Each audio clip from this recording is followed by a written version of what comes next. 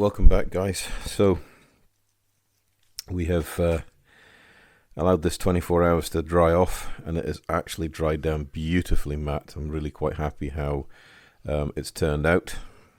Really nice, dusty, dirty finish. Lots of tonal variation, little bits of micro scratches, and just that nice patchy, dusty finish. But we need to build on that now. We need to increase the contrast with all the panel joints, and generally add that layer of dirt and grime into it that you'd normally get before we finally go ahead with pigments to finish off that overall desert dusty look. So what have we got here? Well, my standard grime mix of AK Abtaline oil grime, just darkened down with a bit of lamp black, just to give us a nice overall grimy sort of oily colour. And it's quite thin, just so we can use it as a pin wash to highlight all the recessed details. So just come in here on the side, and we can just touch and flow. So touch at the bottom of the panel, top of the panel, and it will work its way down the panel line. It doesn't matter if we've got a little bit of overspill, we can blend that back in.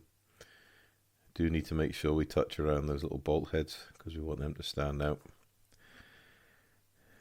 And the panel lines on these side skirts are already quite prominent.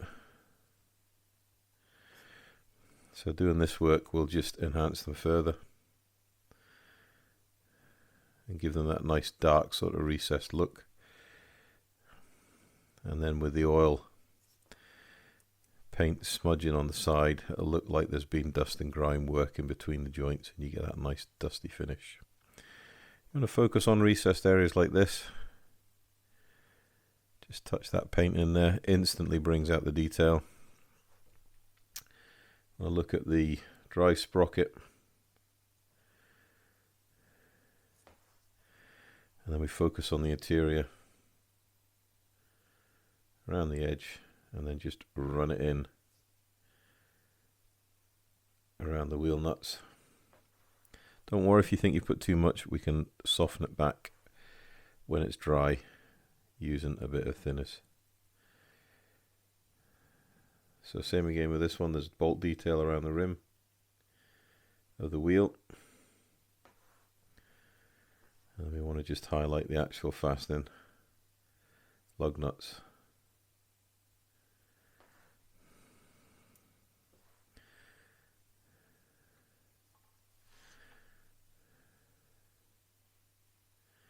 You can go around the perimeter of the wheel as well, just to highlight that difference between the rubber and the rim.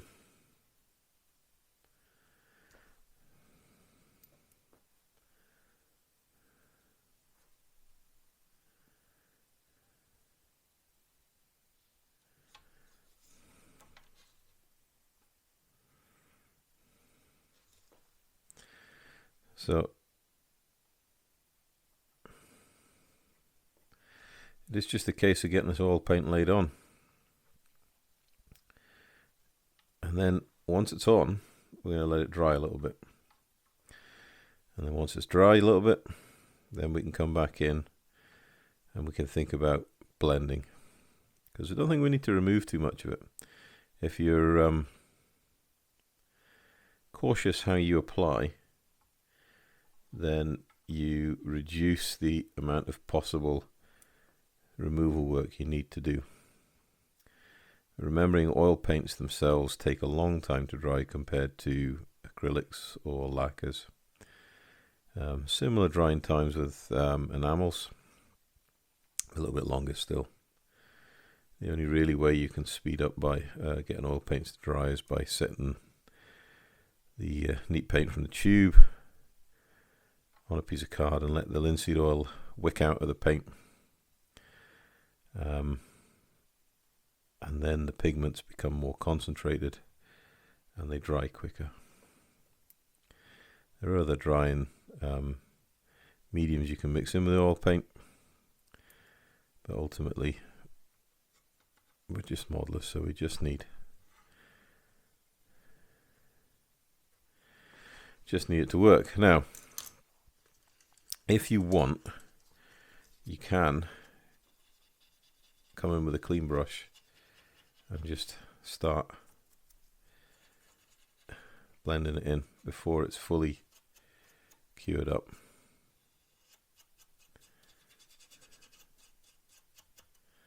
Like so, but always go with gravity to encourage streaking, vertical streaks, because when these things get dirty, then that's the way gravity takes stuff as it falls off the side. Now you can see the risk of going in too soon. You end up putting this stuff all over the place. So just remember to carefully go down the way.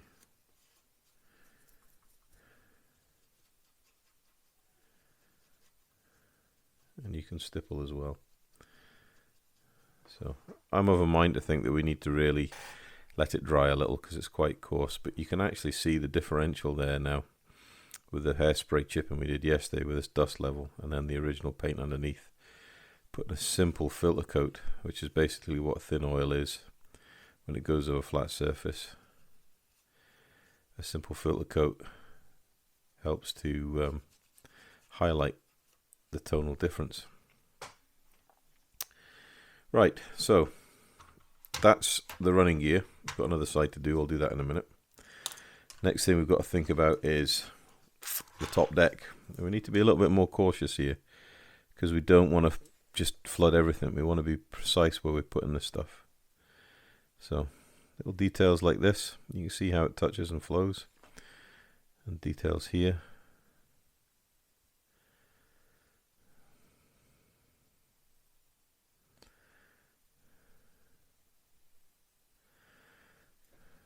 There we go. You want it to flow around the panel edges, joints as well, just to increase that highlight, or the contrast should I say, to highlight the change of panel or the change of level. Fuel cap, definitely need oil around here. These vehicles run on a jet turbine engine, so they will probably be using Jet A1 aviation fuel, which is unlike petroleum based fuel. It's more of a diesel based, so it's oily, so it definitely will stain, definitely will collect dust, so you will have that contrast around there.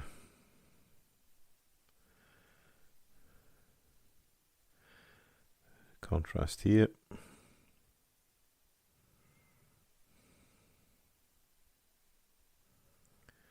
It's amazing how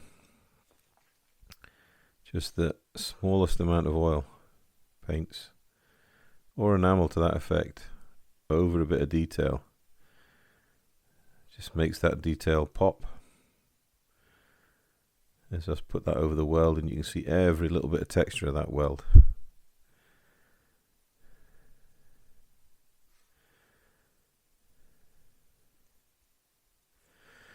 And because this is a matte finish, you naturally get that wicking, which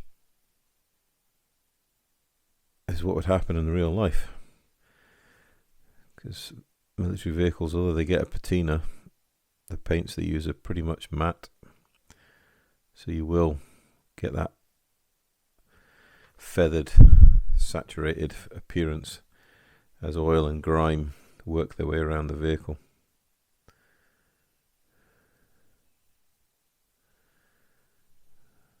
This is good fun, this. I really enjoy this part of modelling. This is when all your hard work pays off in not only the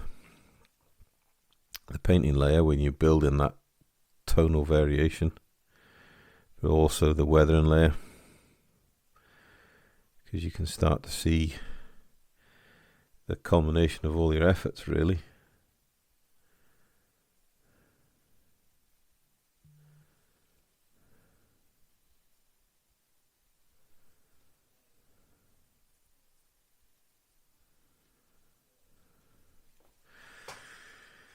You can hopefully see on the front of the vehicle there, we're starting to build that contrast and difference in, which is just balancing nicely with the work we put in with the hairspray chipping and building up the dust layers. So we want to go around all these little protrusions and put a layer in these changes of levels.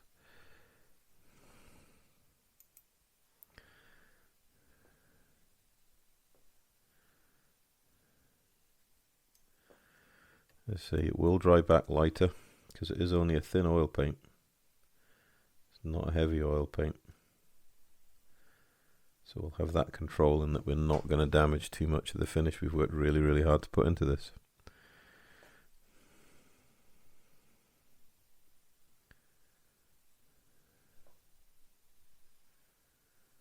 You can run some around the turret just to hasten the shadow. We'll blend that in.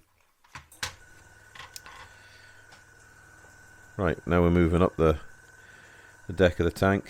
Hatch these wire covers, and this is where it instantly pops. You can see that detail just jump into life as the wash goes into the recesses.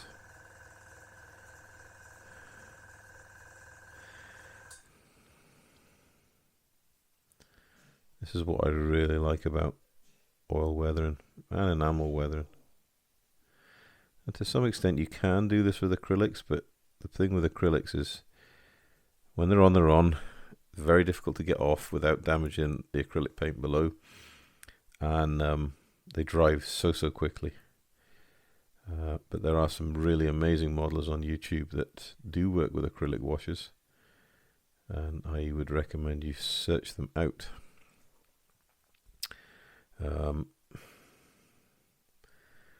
I'll maybe see if I can find a link to one of them below. He's a fantastic modeler.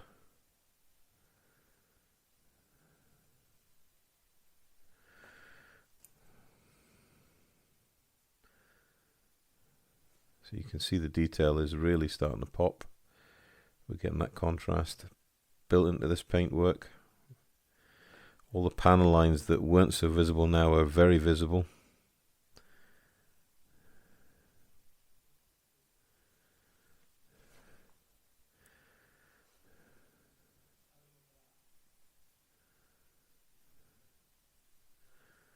Don't worry if you've put too much on, you can always wick it away. Just offload the brush into one of these mesh areas, come back in, just wick away the excess.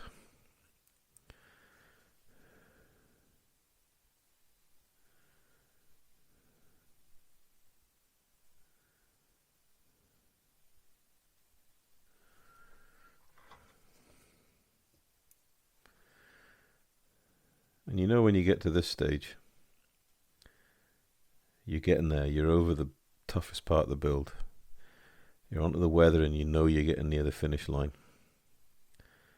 That should get your juices going, that should get your enthusiasm back. Because sometimes building, really big models, as this combination's been, it can be hard to keep motivated. It can be very, very hard to keep focused and keep that end goal picture in your mind as to where you want your model to end up. So doing jobs like this, you can see the effects forming right in front of your eyes, basically. It really is quite inspiring. And it also is very, very good for the imagination, because the imagination plays an awful lot into how a vehicle is going to be weathered in the theatre of operation it's in. Yes, you can use a lot of reference photos, but ultimately when you're putting on the wash or the pigments or the hairspray chipping, it's down to your imagination as to how that ends up. You can see there the difference in the contrast straight away.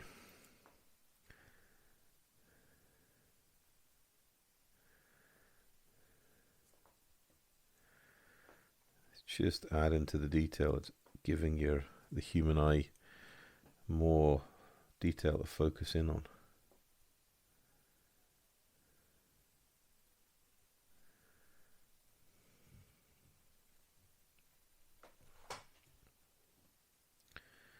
And the beauty of this wash is when we've done all this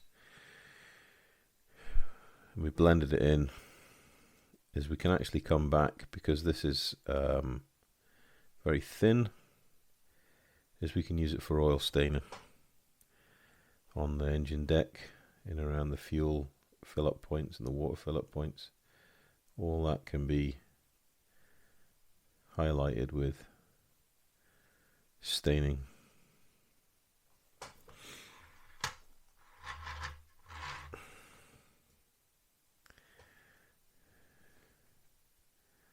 If you want to see this work at its best, then you can go and watch Night Shift.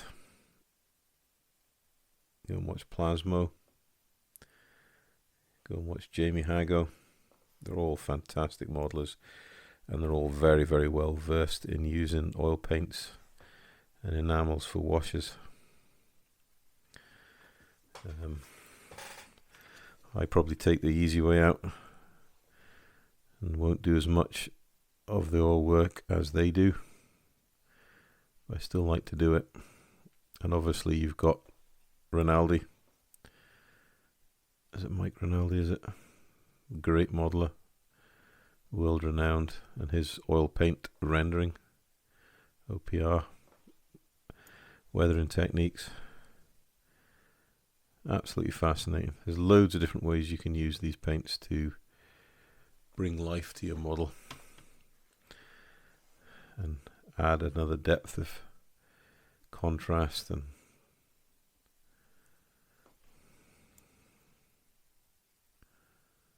yeah, it's just what we're needing.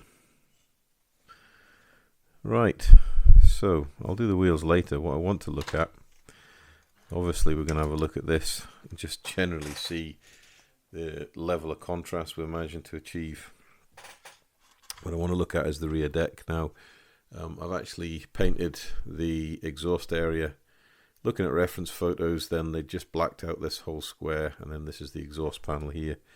And it's really the exhaust panel I want to focus on, because I want to get this oil in it, and instantly, as soon as you put the oil wash on, you'll see that rust, burnt rust, ease off, fall back. And then if we just gently do the rest of it, that'll help blend the contrast in. But hopefully you can see there, got that heat staining, heat rust into the frame grille. And then we've got the rest of the detail around it. We should pop in this wash, same as we were doing before, over the bolts. About the light. Let's just add in more and more detail and depth to these parts. When we come to put the light lenses on, then we'll have more depth and clarity there. Underneath,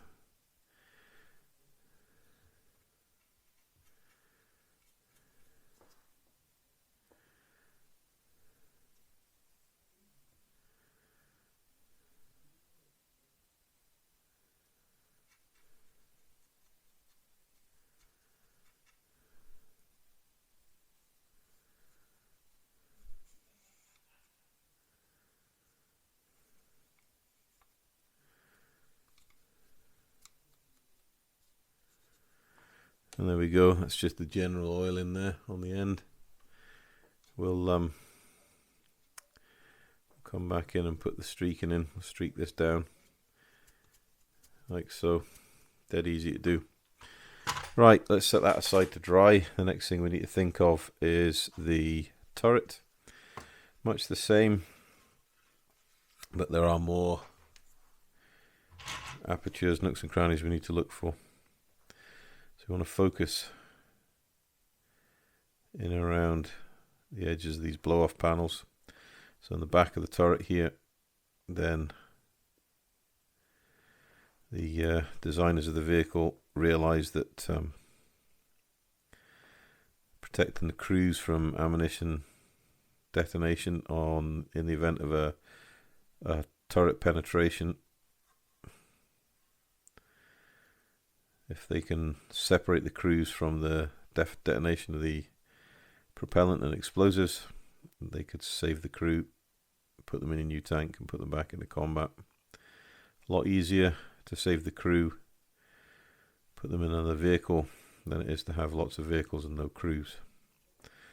So these two panels here are designed to have some top-down protection, but if there is a penetration into the ammunition storage racks in the back of the turret and the resulting overpressure from the propellant or the main charges detonating, then these panels just blow off, and that pressure just vents directly upwards and stays out of the crew compartment.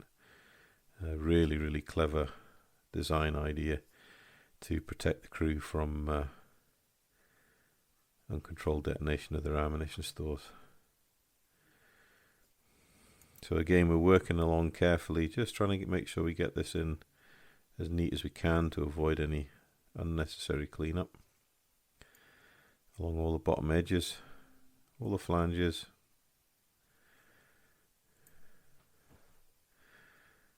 around the handles. You can do it along the front edges where the bolt detail is.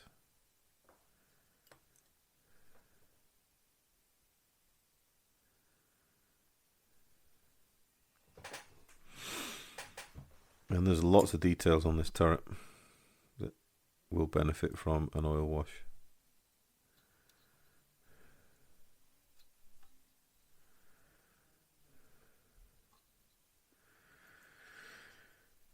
Right, so now you can see roughly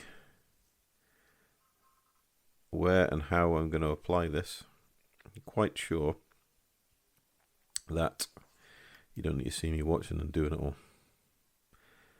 So what I'm going to do is just sneak the camera off just for the 20 or so minutes it's going to take for me to do this, finish the wheels off, and then we can come back and look at it once all the oil's been applied, and then we can let it dry with a view to coming back and starting the blending process.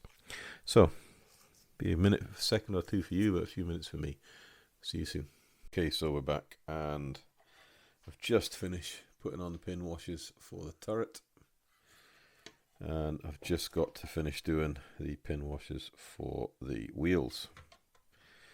They are drying nicely. If we go back to where we started, then you can see that they are drying up, and they're getting to that point where we can almost consider getting a soft brush to blend them away. And again, blending can come in loads of different forms. It doesn't have to be downward streaking. It can be stippling, stumping, like so. Or it can be little circles to kind of burnish it into the finish. This one's obviously in the recess of the panel line, so it's still not quite dry. Some of these on the top are getting dry, and they're very easily to blend them back in. So we'll come back and we'll look to that once they've had a chance just to dry up a few more hours. You can hit it with a hairdryer if you want to speed up the process. I personally just like to let it do it of its own accord. So back in a wee while, and we will look at blending and then pigment work. No, nearly done. Just need to get the glazing in, and that'll be it. So, see you again shortly. Right, welcome back, guys. And hopefully you can see I've been doing a bit of work on the turret, blending the oils in. So hopefully you can see all the detail is popping on the surface. Bit of phlegm on there, and the oil paints themselves, they're still a little bit damp just in the corners and the recesses, but on the bulk they're nearly dry. So it's the first sort of stage of blending.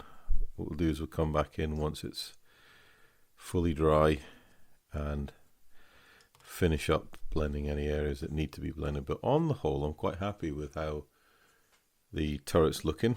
It's got a really nice layer of sort of grime on top of that initial layer of dusty grime. So it really does look like a vehicle that's been in the thick of it, which is what we're aiming for. And the pigments will lift the finish when we've completed this weathering. So now we're on to the main hull. And I'm really keen to try and blend the rest of this in just before it cures, or at least dries much more. Bearing in mind that we haven't sealed this paint, and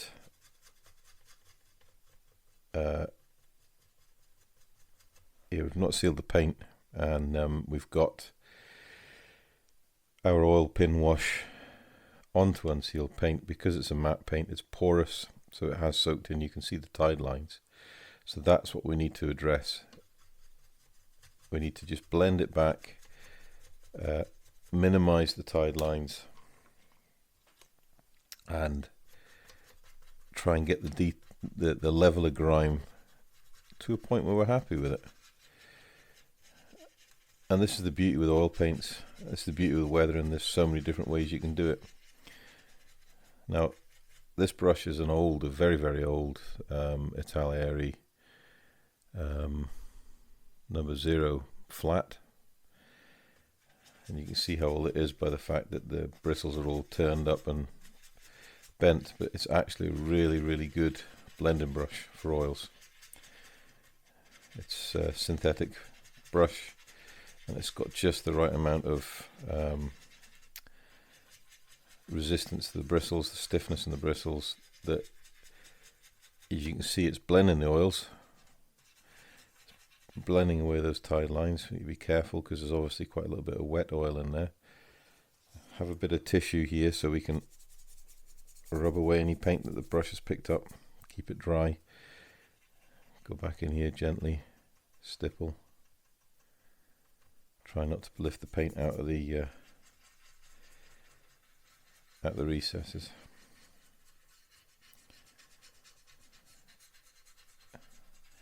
And this is basically what I do.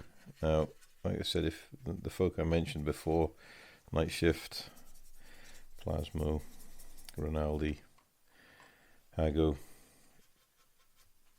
they all do it differently to me.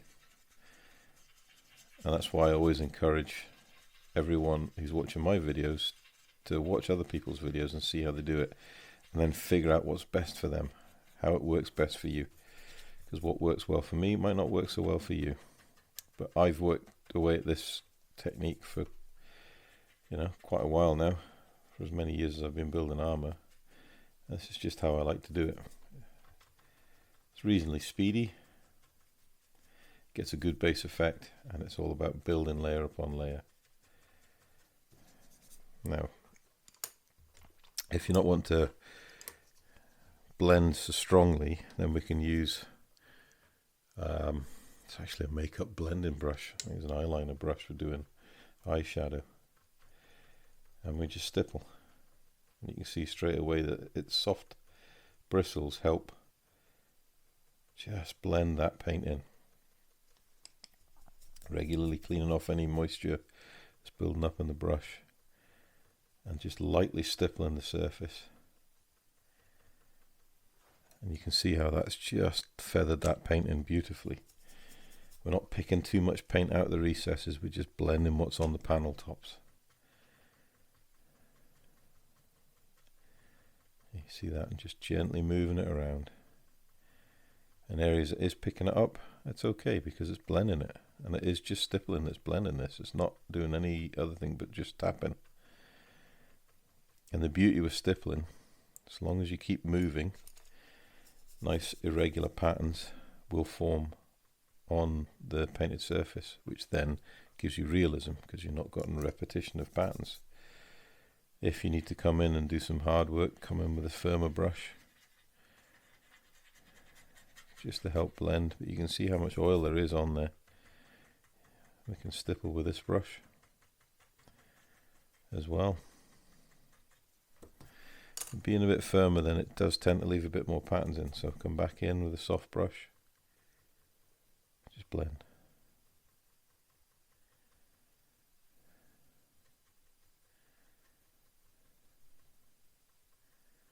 When you get something like that, just leave it. It's still going to dry. We can leave it overnight. We'll be able to come back to that in the morning with the firmer brush and do a bit more blending work on it, because it's oil paint, remember, and that takes a while to dry.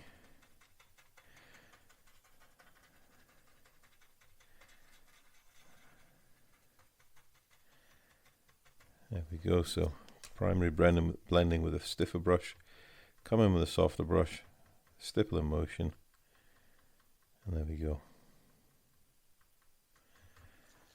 And you can start to see now that this vehicle is really starting to get that contrast we're looking for, that dirt and grime level we're looking for. This vehicle's been in action. It's had debris on it, it's had oil and grease on it.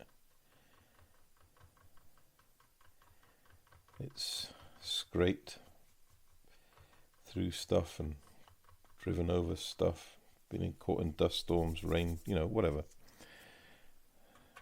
Whatever your imagination thinks this vehicle's been into, it's been into.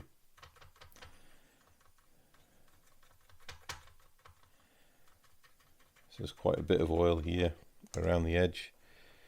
It'll be the same on this side.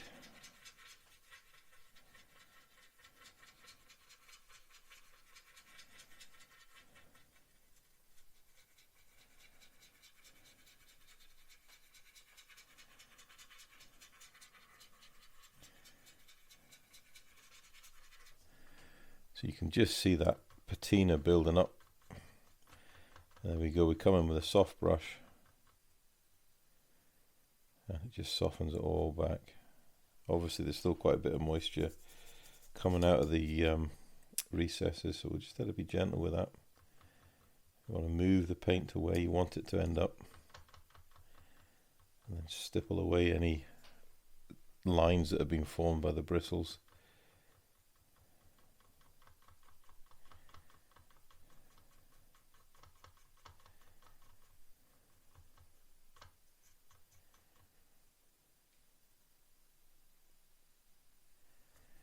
And what I have as well, I have an even softer and highly denser blending brush. One of these days I'll pluck up the courage to tell my good lady wife that I nicked it from a makeup box. If she hasn't already noticed. So we can come in with this softer blending brush, just gently use it to blend away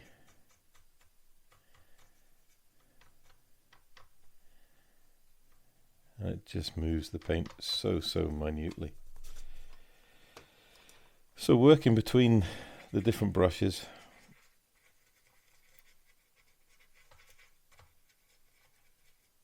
we're going to get to a point where we'll have blended most of this paint.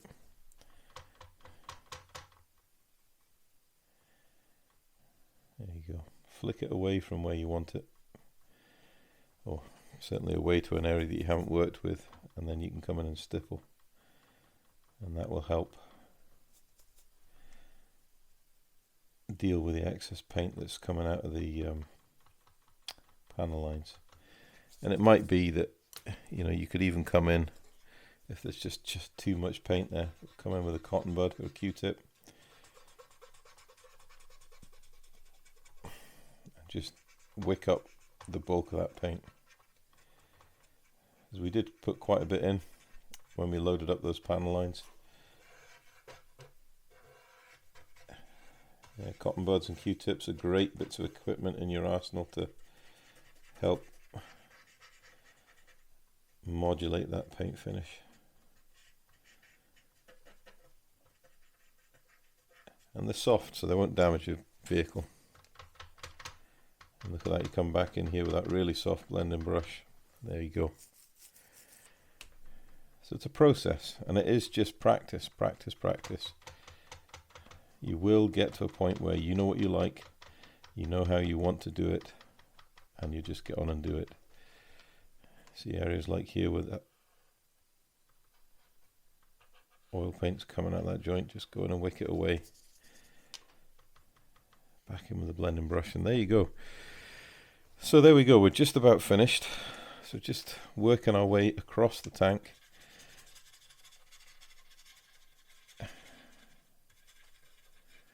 Blending.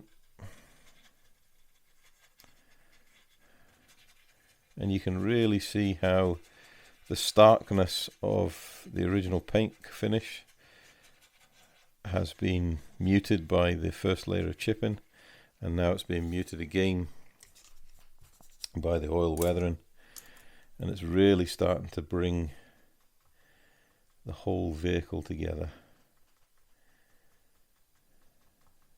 And it's really therapeutic doing this, I have to say. If you've got a bit of stress on, you've got lots on your mind, doing something like this will just take your mind away from all the nonsense in the day. And you just relax and move paint around, because that's all we're doing. We're just moving pigment around on our vehicle to get to a point where we're happy. Happy with the finish, we're happy with the look. And it's convincing us as modelers that vehicle is, or has done, what we imagine it to have done. Kind of almost feeling a bit like Bob Ross here, you know. Happy little trees. Well, we've got happy tank deck. But all seriousness, it is a very therapeutic part of the modelling, and it doesn't take that long either. An evening we'll probably see the bulk of this oil weathering done. We'll let it dry, and then we can come back in with pigments, which will be the final layer of weathering on this, get the dust on, and then it's just a case of bringing the whole models together. So the Oshkosh, the trailer, the tank, get the stores on the tank, and that's the model done. So there we go, we're just about there. A few finishing touches I think yet. I'll probably just do that off camera. It'll be just doing exactly the same techniques as what I've been showing you here. So stippling, brushing, burnishing, all bringing that unified finish together.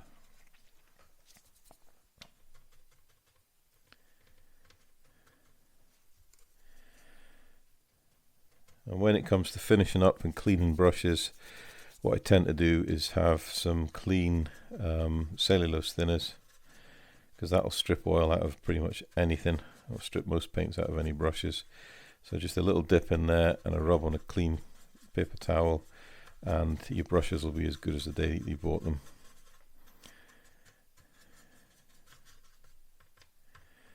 There we go, a little bit rushed, but pretty much where we're looking. We've just added to the overall weathered patina of the model, and you can really see the dust coming out on the side. I suppose we could just show you how we can just take the blending brush and just blend those streaks in on the side. We've obviously got to blend the wheels away yet as well.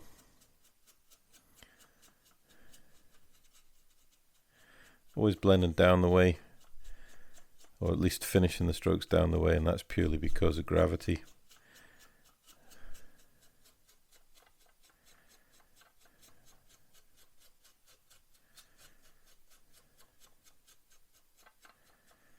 Again, if you think there's too much oil, there's nothing stopping you getting a bit of paper towel and just gently rub it away, and then we can come back in with our blending brush. We can use the softest one of the lot and just blend that away. There you go, dead easy, dead quick. A few little bits of streaks in there, which is fine. Once it's dried, we can come back in there and reblend it. If we need to rehydrate it, we can come in with some Sansador odorless mineral spirits.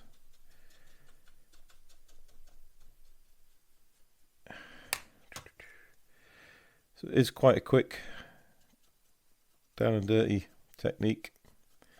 Very versatile, very fluid, and very easy to learn. It just takes practice, and ultimately it's a safe technique because all you have to do if you don't like it is just come in with a bit of kitchen towel and moisten with mineral spirits and just wipe away the paint. And if you're not happy with it, just do that and start again.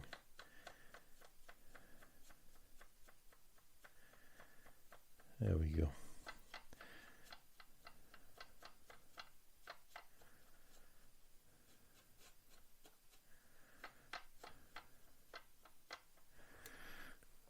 Alright, so there we go. That's how quick and easy it is to just get the rough blend in. And we can come in, once that's dried a little bit, we can come in with these brushes. We'll clean them off with some cellulose thinners, let them dry. They won't take very long to dry because you clean them with cellulose thinners. And then we can come back in once they're dry and just soften and feather all this paint so it'll lose the harshness of the streaking. I'm just doing it already. Very lightly flicking it over the surface.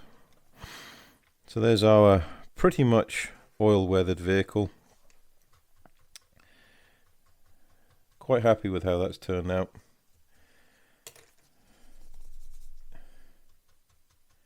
Few bits and pieces to tidy up, but pretty much there.